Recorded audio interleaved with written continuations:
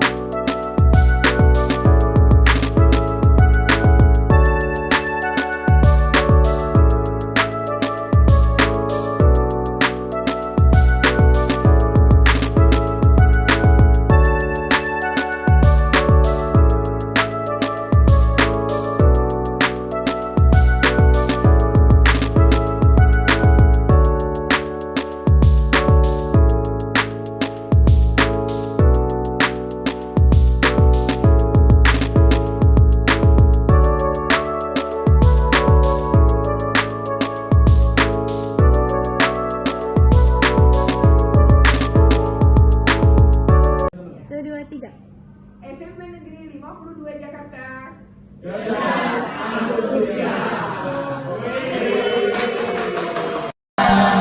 Tunggunya di pinggir dermaga. Kalau saya mengucap salam, harap dijawab dengan bertenaga. Assalamualaikum warahmatullahi wabarakatuh. Waalaikumsalam. Baik, luar biasa Bapak Ibu, Shalom. Oke. Udah, nggak ada yang nanya Bu, Pak. Mungkin Lanjut. dari Boleh. Tadi kan Pak, jadi kan gimana dengan apa ya, kelengkapan tadi ya, kelayakan untuk anak-anak peserta didik dengan kondisi khusus tadi. Itu anggarannya dari mana? Prinsipnya begitu tuh. Nah, berarti Bapak melanjutkan. Monggo Pak. Ini nyambung dengan yang disampaikan oleh Pak Junedi. Istilah inklusi itu kan waktu itu tahun 2003 ya Bu ya. Maksud saya waktu itu masih diserahkan seremoni food di 3. Waktu itu tahun 2003 kita dapat undangan di waktu itu saya di SMKK yang di Jalan Bumi. Oke. Waktu itu akan di karena inklusi, waktu itu baru perencanaan. Waktu itu pertanyaan saya begini, bagaimana dengan teman-teman yang di reguler? Akan didatangkan konsultan untuk setiap hari Sabtu diberikan yang dimaksud Pak tadi. Pelatihan ya. Bukannya pelatihan kok. Sampai sekarang nggak ada. Terus yang kedua masalah tadi yang Hari Sabtu dibilangnya. kan zaman dulu kan Sabtu masih selalu. Oh, tahun berapa itu Pak? Udah tua pun saya udah lama.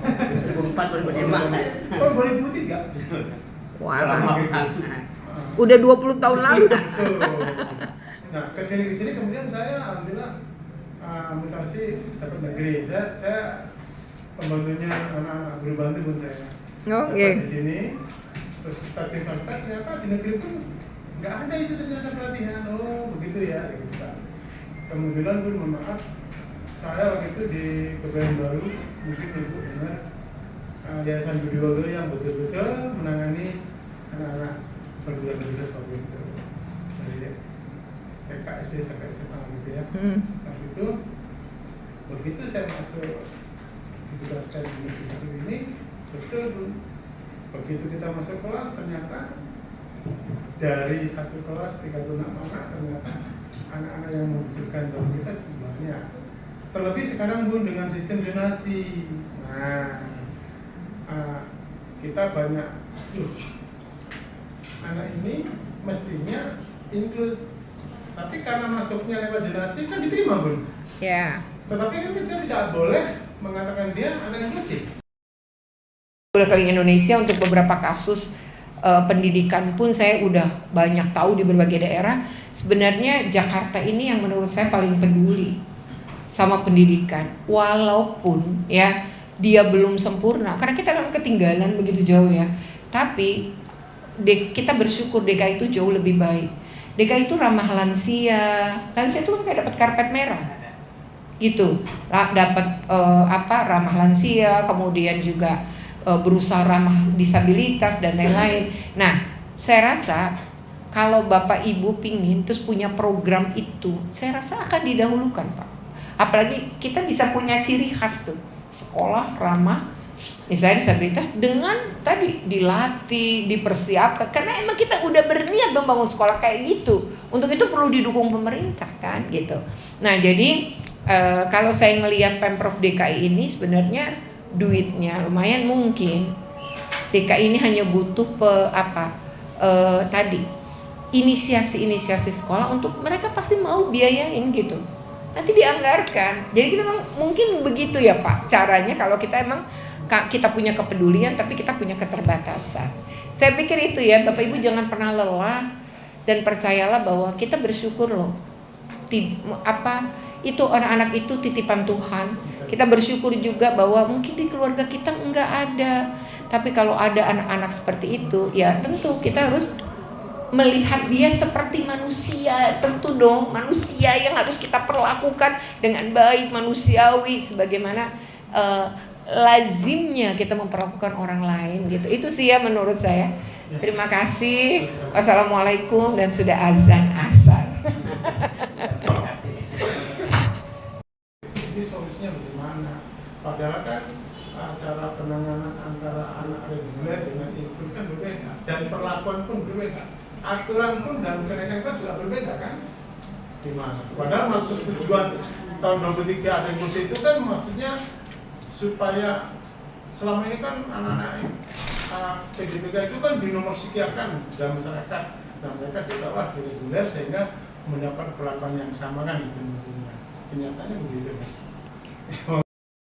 Atas pertanyaan tadi yang pertama adalah sebenarnya sekolah inklusi itu kemudian aturan dibuat itu sebenarnya juga amanat konstitusi. Di mana pemerintah kenapa mewajibkan sekolah negeri? Karena kan negara punya diselenggarakan oleh pemerintah itu pendidikan.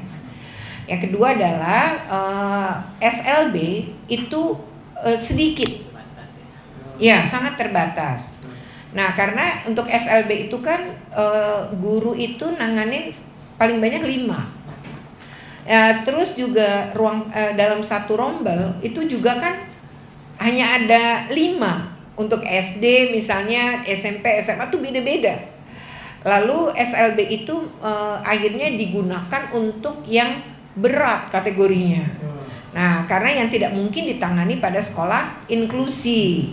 Nah, sekolah inklusi itu adalah untuk anak-anak dengan kondisi sedang keringan yang masih bisa ditangani, termasuk IQ misalnya intelektualnya misalnya kan ini psikolognya udah ini dia rata-rata tuh kan harus 90. Nah, dia di bawah 90.